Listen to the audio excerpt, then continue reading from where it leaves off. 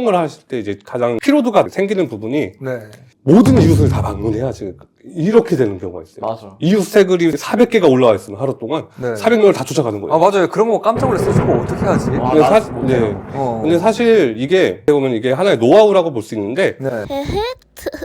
쫑이야. 형. 야, 오늘 카메라 구도부터 다르지 않아? 그니까. 야, 오늘 설치가 잘 된 것 같아서 기분이 좋은데. 대체 어떤 사람이 오길래 이렇게 구도를 잘 잡아놨어? 진짜 오늘 유명한 분 오잖아. 진짜 유명한 분? 이게 블로그를 좀 한다 싶은 사람들은 이분을 모르면 거의 간첩이라고 볼 수 있지. 아, 맞아. 거의 뭐 최상의 블로거들의 선생님. 스승님, 무공의 내공이 뛰어난. 제야의, 제야의 숨은 고수. 제야의 숨은 고수. 채원님 모셨습니다. 네, 안녕하세요. 개발자 채원입니다. 블로그로 이제 수입을 좀 내고 있으신 분들은 채원님을 아마 모르는 사람이 거의 없을 거예요. 대부분. 저도 진짜 블리닐 때부터 솔직히 알고 있었고, 개발자인데 블로그에 미친 개발자로 좀 유명했잖아요. 그렇죠. 맞습니다. 네. 그래서 저희가 모시기까지 좀 오래 걸렸었는데, 오래 안 걸렸죠? 사실 이게 되게 걱정인 게 뭐냐면 뭘 물어보지라고 할 때 보통 물어볼 게 없어서 그렇게 고민하잖아.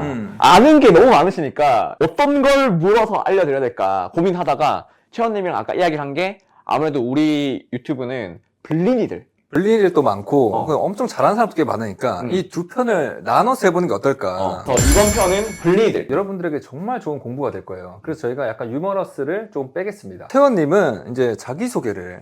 네, 안녕하세요. 네이버 관련 데이터를 수집해서 분석을 하고 마케팅적인 지표를 많은 분들께 제공해드리고 있는 모두의 오늘이라는 기업을 운영하고 있는 대표 개발자 채원입니다. 쉽게 말해서 데이터를 만든 사람입니다. 데이터랩을 만드신 분이고 데이터랩을 통해서 우리가 많이 도움을 받았습니다. 자, 그러면 원님 블로그를 처음 만들 때 뭘 해야 할까요? 제가 이제 권장드리는 블로그를 운영하기 위한 준비 개요를 조금 설명을 드리면 첫 번째, 내가 좋아하는 것이 무엇인지를 명확하게 정리하는 과정이 중요해요. 카테고리 정리해란 말씀이신가요? 정확하게 카테고리보다 내가 좋아하는 거. 좋아하는 거. 내가 옷을 입는 걸 좋아한다. 옷을 사는 걸 좋아한다. 먹는 걸 좋아한다. 네. 아니면 여행 가는 거, 돌아다니는 걸 좋아한다. 네. 이런 거 말 그대로 취미. 그리고 내가 좋아하는 것 중에 남들보다 내가 더 잘 설명할 수 있다. 잘 아는 것. 이것을 한 번 더 필터링 하는 거예요. 그리고 나서 이걸 바탕으로 이것들을 이야기해 나가는 거예요. 네. 그렇게 이제 나의 카테고리를 설정을 해라. 네, 맞습니다. 근본적인 것부터 일단 잡아서 들어가는 거죠. 네, 맞습니다. 왜냐하면은 블로그는 이제 운영을 하다 보면은 글을 쓸 소재가 떨어지는 상황이 생겨버려요. 맞아요. 네, 근데 이게 좋아하면서 내가 잘 아는 거면 이야기를 많이 할 수가 있어요. 콘텐츠가 비교적 쉽게 생산이 되겠네요. 네, 맞습니다. 그러면 저희 구독자 중에서는 어찌됐건 콘텐츠를 이제 딱 좁혀가지고 네. 카테고리를 확립한 사람이 꽤 많을 거예요. 네, 맞습니다. 블리니들이 처음에 시작했을 때 카테고리를 확립하고 성장하기 위한 기술이 있을까요? 성장의 일단 핵심적인 거는 이제 키워드와 관심사 두 가지라고 보시면 돼요. 키워드와 관심사. 네. 자, 첫 번째로 우리가 흔히 말하기를 이제 서로 이웃을 해서 블로그를 초기 성장할 수 있다라는 이제 얘기들을 많이 듣게 되잖아요. 맞아. 네. 네. 블로그의 서로 이웃 접근 방식은 관심사가 메인이 돼야 돼요. 관심사가 메일이라는 뜻이 어떤 뜻인가요? 그러니까 나와 같은 관심사, 내가 좋아하는 것, 함께 좋아하는 사람들. 뷰티면 뷰티. 네, 맞습니다. 뷰티면 뷰티. 하지만 이게 너무 같으면 또 안 돼요. 왜 그래요? 근데 왜냐하면은 네이버는 검색 결과가 들어가는 순간부터 경쟁자가 돼버리기 때문에 맞아요. 내 글을 보지 않아줘요. 서로 이웃이. 그냥 밖에 있을 때 공감만 딱 누르고. 네, 맞습니다. 네. 원피스를 좋아하는, 공주 원피스를 좋아하는 블로그야. 네. 핑크핑크한. 그러면은 좀 더 약간 트렌디한, 약간 피스룩이 나는 그런 분들을 찾아가서 소통을 하면서. 조금 다른. 네, 조금은 다른. 테마가 다른 거죠. 네네. 네. 관심사는 같지만 소재가 살짝 다른. 근데 네. 또 그런 말이 많더라고요. 나랑 어느 정도 비슷한 사람을 이웃 추가하면은 내 키워드 다 빼먹힌다. 이래서 나랑 비슷한 곳의 계열은 최대한 피해야 한다. 이런 말도 돌긴 하거든요. 사실 그거에 대한 리스크가 없는 건 아니죠. 사실. 네, 왜냐하면은 네이버 검색 결과라는 공간은 상위 5개, 개수가 제한되어 있기 때문에 네. 결국은 수많은 창작자들이 겨우 그 5개의 자리를 놓고 자리 싸움을 하는 거거든요. 맞아요. 근데 이게 이렇게 생각하시면 돼요. 이웃이 글을 카피하는 것보다 이웃이 아닌 사람이 글을 카피하는 경우가 훨씬 많다는 거예요. 맞습니다. 네, 왜냐면 내가 상위 노출되면은 누군가 검색을 해서 나 이거 써야지 하고서는 똑같이 베껴가거나 아니면 사진을 따라한다거나 네네. 아니면 글의 편집 구성을 똑같이 따라한다거나 글을 거의 그대로 가져가는 경우에는 네이버가 개인 창작자의 저작권을 보호해주는 차원에서 저작권 신고센터라든가 이런 네. 것들을 이제 제공을 하고 있어요. 그래서 내 본문을 그대로 퍼간다, 뭐 카페로 퍼간다거나 포스트로 퍼간다 이런 식으로 내 글이 도용당했다. 그러면 이제 그런 식으로 신고 처리를 하고 그렇기 때문에 너무 부담을 가질 필요가 없고 어떻게 방어하면 좋을까 이런 것들을 고심하면 되는데 글을 짜기 뺏기하는 이런 이제 악성 이제 창작자들이 있어요. 네네. 뭐 마케팅 기업에서 하는 이제 전략 중 하나인데 특유의 말투라던가 아. 아이덴티티가 될 수 있는 키워드를 본문에 넣는 거예요. 그러면 내 글을 짜깁게 한 사람들이 누군지 쫙 하고 나옵니다. 고생하세요 뿅 이러고 네, 가던가. 맞습니다. 네. 좋은 방법이네요. 네, 그런 식으로 해가지고 내가 어떻게 방어를 해야 될지 네. 그걸 알고서 접근을 하면은 그거에 대해서 부담이 좀 적어요. 아. 막을 방법을 알게 되니까. 그 이웃 얘기가 나와서 하는 말인데 네. 또 질문이 엄청나게 들어오는 것 중에 하나가 네. 있거든요. 자기는 이웃 소통을 하루에 1시간 동안 한대요.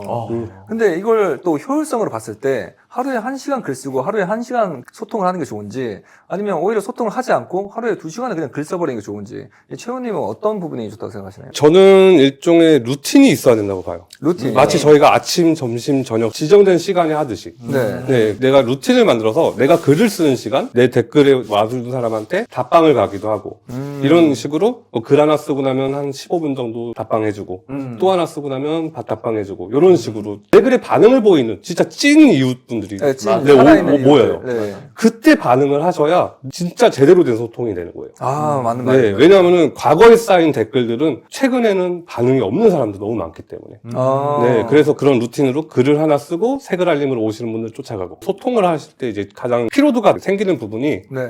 모든 이웃을 다 방문해야지 이렇게 되는 경우가 있어요. 맞아. 이웃 새 글이 400개가 올라와 있으면 하루 동안 네. 400명을 다 쫓아가는 거예요. 아, 맞아요. 그런 거 깜짝 놀랐어요. 저거 어떻게 하지?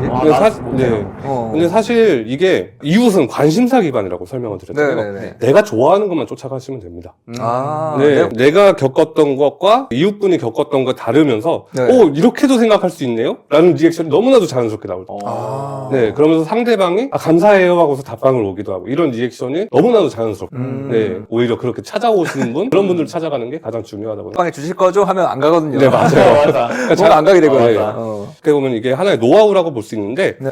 글을 보고 이제 글에 대한 이야기를 한 줄 요약하면서 샤넬에서 이런 신상도 나왔네요. 되게 감사합니다 라고 적고 그리고 나서 질문을 하나 던지는 거예요. 어떤? 예를 들면은 혹시 샤넬에서 향수가 14종이나 새로 나왔는데 네. 혹시 가장 마음에 드는 향수는 어떤 거였어요? 라고 이제 질문을 하시는 거예요. 본문에는 언급되지 않았지만 의견을 줄 수 있는 그런 질문을 던지는 거죠. 그러면 그만큼 내 글에 관심을 준다. 아, 감사한 분이다.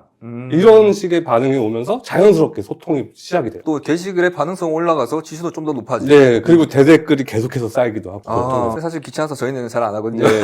근데 솔직히 소통이 필수는 아니에요. 맞아요. 네, 필수는 아니에요. 왜냐면은 저희가 이웃분들을 통해서 성장하는 기법도 있지만 그건 네. 극 초반에만. 극초반. 네, 극 초반. 그러니까 초반에 내가 노출이 안 되는 상황. 아. 내가 키워드를 뭐 띄우고 싶은 글을 아무리 써도 뭐 순위권에 보이지도 않고. 활성화가 안 네, 되는 활성화가 안 돼서 뭐 하루에 100명도 들어오지 않는 블로그들 이런 상태일 때는 이웃이라던가 태그를 통해서 같은 관심사를 가진 소비자들과 소통을 하는 게 가장 중요해요. 근데 네네. 이제 검색 결과가 그 이상을 넘어가는 시점부터는 아. 소통이 크게 중요하지 않아요. 아, 저희도 진짜 공감합니다. 항상 맞아요. 저희가 하던 얘기였었거든요. 그렇게 저희 정도 컸으면은 소통 아예 안 해도 충분히 예. 먹고 살만하다. 네. 근데 처음에는 서로 이웃하는 게 굉장히 큰 도움이 됩니다. 네, 맞습니다. 또 이 얘기가 나와서 그런데 네. 또 지수에 대한 질문도 정말 많이 들어요. 요즘에 또 네이버가 지금은 살짝 아닌데 과거에는 지수 알고리즘이었잖아요, 거의. 네, 맞습니다. 그러다 보니까 지수 깡패를 도저히 이기는 방법이 없었거든요. 이걸 또 채원님 입에서 들으면은 신뢰성이 좀 높으니까 한번 얘기해 주시는 게. 네. 일단 네이버의 그 지수 알고리즘이 어떻게 변천해 왔는지를 조금 설명드리고 지금의 네, 알고리즘을 설명해 드릴 건데 첫 번째는 이제